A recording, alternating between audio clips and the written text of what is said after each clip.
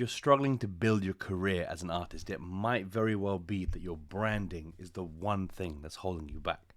And last time I made a TikTok about this, it hit 55,000 views. And so pay close attention, because what I'm about to break down can change the trajectory of your music career. And so in this video, I'm going to break down the 3 types of branding that you must refine if you want to stand out in the music industry. And that is identity branding, so who you are and what you create. That's visual branding, how your artwork, your graphics, and how your content looks. And thirdly, it's SEO branding, so how to use the right keywords in your Instagram, your TikTok, your YouTube, your LinkedIn, and all your other bios to attract the right audience. And at the end of this video, if you want a full breakdown on how to refine your branding, I've put together a free course, and you can grab the link from the description below. It's going to give you the exact worksheets and frameworks and everything you need how to define your brand. And all you have to do is sign up with your email. But I'm going to give you the kind of broad overview of this topic today, all right? So let's jump right in. So let's start with identity branding, who you are and what you create. We need to make everything you do have a reason, have a strategy behind the reasoning of the way you create your brand. So your purpose and intention need to be crystal clear, because if your brand identity is vague, your audience won't be able to connect with you on a deeper level. And the simplest way of doing this is to write out your artist brand statement using this formula. I help target audience who have been through past experience feel emotion so that they can final outcome. I'll give you an example. I help women who have been cheated on get over their trust issues so they can fall in love again.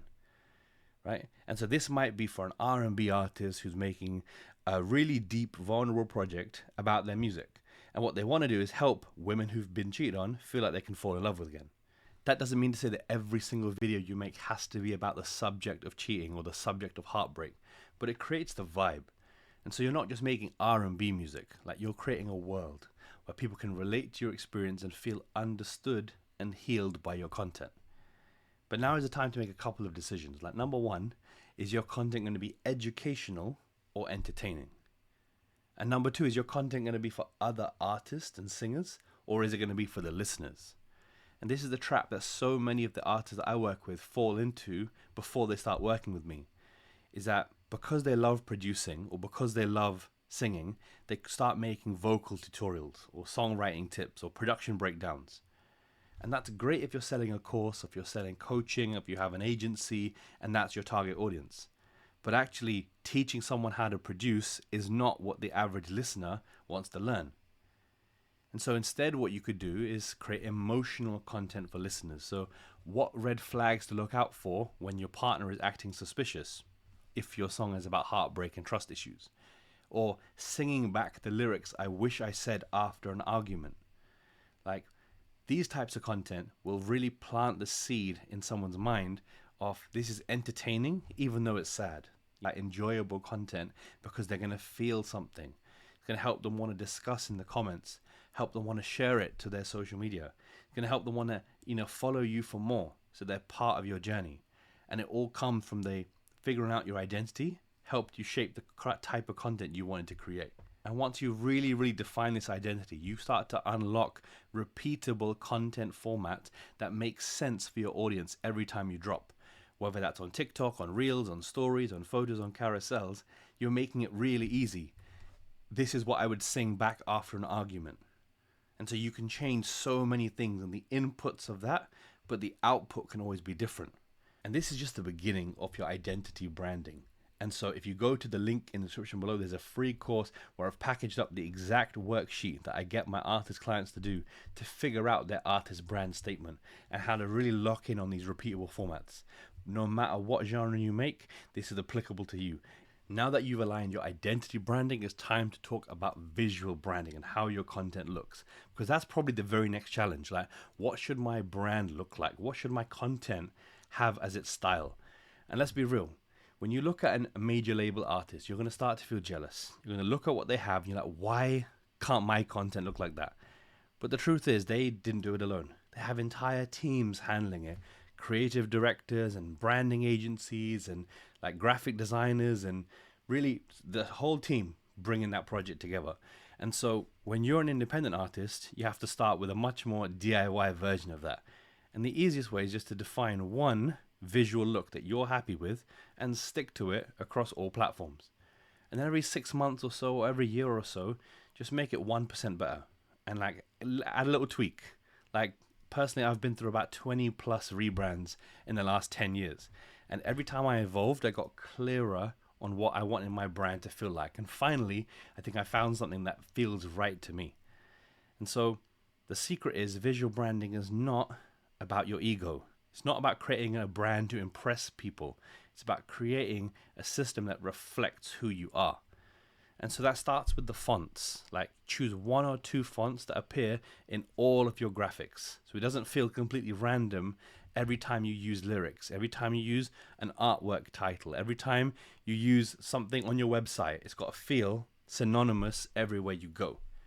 A color palette, like stick to 3 to 4 simple colors, like a primary, a secondary, and a tertiary color in everything you do. So no matter when someone sees your content, you look at my branding, you see that green, and you know it's one of my posts. And actually that comes from my love of my home country, Pakistan, and Chelsea Football Club. So it's halfway between green and blue, right? Then I want you to find your logo. So what does your brand look like? This logo here is my full name, Ayaz Aftab Hussain, all about helping musicians. Like there's a reason to everything you do. And so I built this logo in Photoshop and I made the A and I just joined them all together and stripped out the pieces that were overlapping in between. And so this is what I want you to do, is to have a purpose and intention for everything you do. There's a creator that I'm obsessed with called Eugen. Like I wish he could become a client one day.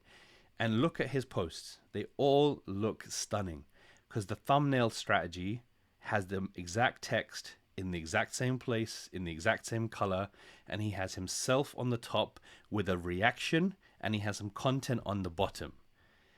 But if you scroll back just a little bit, you'll see Eugen's old content strategy, his old thumbnail strategy, and the visual branding is just not as professional looking. And so you can see the difference just by scrolling a couple of rows.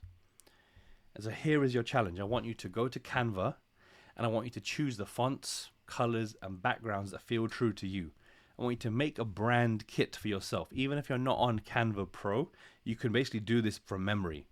Here is the exact green that I'm going to use. Every color has a 6-digit code called a hex code. So you memorize that exact yellow, that exact green, that exact purple, that exact blue. And you use it every single time. Like here's exactly where I want my logo to be. Not roughly in the top left, but this distance from the left-hand column, this distance from the top. This is the exact size of my logo, not just approximately, but the exact size, so that every single time you never start a brand new project file in Canva. You're always duplicating your master copy and editing a template you've already made. Then once you've done Canva, I want you to do the same in CapCut. Create a video template for yourself so that when you're creating reels and when you're creating stories, you're using the exact same filter every single time. The exact same text placement, even if it's animated text or if it's Instagram story text, like whatever you're doing, it always looks the same. Like if you watch my stories often, you know I use a font called Squeeze. I highlight certain words in red and I do black shadowing behind everything. But if I want another word for emphasis, I'll do white shadowing with red words for emphasis. And this is my system. You don't want to steal what my brand looks like. You want to create yours. And so if you want the full Canva and CapCut guide, how to create your own visual brand, sign up from the link in the description below. There's a whole free course. All you have to do is pop in your email and I'll break down all the step-by-step tutorials, how to get your branding tight and locked in. The final piece of branding that almost every artist ignores is SEO branding.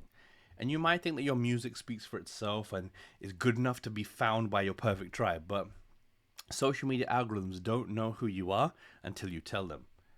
And that's exactly why you have to use the right keywords in your Instagram, TikTok, YouTube, or Twitter bios to help people discover you. And so here's what I get my artist clients to do. First of all, I love to take a screenshot of their bio before they change it. So they have like the before. And at the end of the process, I make them screenshot it again so we can see the after. And step 2 is to then use the search bar on Instagram and find a keyword that really fits you. So for example, something like pop singer is too generic. There's too much competition. There's thousands and thousands of artists with pop singer in their bio. But maybe you search R&B singer and you R&B or RNB and see which one returns more results. Then you might want to try, like, instead of singer, try R&B songwriter, R&B songstress, R&B artist, right? Maybe you have like a more specific version, alternative R&B artist or dark R&B artist, and be more specific so it makes you more discoverable. And now you want to place this keyword in a couple of very clear places, or one or two of them. So the first one is your personal name on Instagram. So when you go through the phone app and click edit, it says name. This is not your username. Like, my username is @socialmediaayaz. And you can tell there's already a keyword in there, social media. So I'm going to get shown to people looking for social media advice. But that's not what I'm asking you to do. Right? I want you to place your name like this. So I have Ayaz, music marketing coach for independent artists. And so when you write like that, you're going to do the exact same thing. But you'll need to find your boundary of authenticity, because it's going to feel weird to write R&B artist for heartbroken women. So you need to humanize that and make that seem more real and in plain language. So you still use that keyword, R&B singer, songwriter, whatever you choose, right? But you weave it in a natural, authentic way. And then you need to do it in the same thing in your bio. So for example, my bio says helping record label musicians grow to 100,000 monthly listeners and monetize their fan base to £1,000 per month. So look at all the keywords there: record label, musicians, Spotify, monthly listeners, fan base.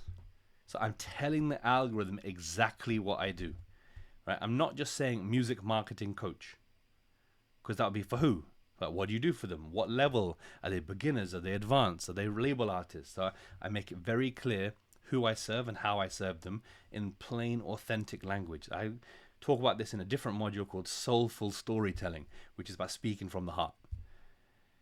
And so I want to go through inside that course exactly the 7-step Instagram bio blueprint you need to change to make your profile pop. And I go through what a profile picture you need to have, what your highlights need to be, how many people you should follow, what should be on your grid, your pinned posts, and so much more. So if you want all of that, head to the free course in the description underneath this video, and you can sign up with just your email address. And so I really hope from the bottom of my heart this course has helped you. Like, if you want to really understand like what your brand is, these are the 3 pillars: identity branding, visual branding, and SEO branding. It is just the beginning. But when you start from the heart, everything needs to feel the same. Your website, your experiences when you create artwork for your songs, your EPs, your playlist covers, when you do anything on your social media accounts, it needs to feel like one brand everywhere you go. That's what all the biggest artists in the world do. And yes, you evolve, and yes, each campaign can have its own look and feel. Like Beyonce Cowboy Carter is going to feel very different to any other project she's ever done. And that's okay, right? And you go through seasons with your brand, constantly evolving. But everything I've just explained is just the actual macro. The detail I've packaged up in the course. So if you want it, head to the link in the description below. You get your artist brand values worksheet. So you can figure out exactly what you're going to create as your artist brand. You get the Canva and the CapCut branding templates. So you're going to know how to design your visuals on those platforms, build a repeatable template that you never start a project from scratch, you duplicate your project. And then the 7-step Instagram bio blueprint to figure out exactly what to change to power up your profile. This is the framework that all my clients use. I build them their branding, and then we plan a release strategy after that. This is the hard work to do at the start. And all you need to do is sign up with your email address. The link is in the description. I truly hope this content is helpful. And so if you found it useful, I hope you subscribe. And because I'm going to drop social media and music marketing game that is better than anything else people charge for in their courses and in their community. And so my mission is to help artists like you level up. And so if you want to build your brand the right way, hit that link now and let's get started.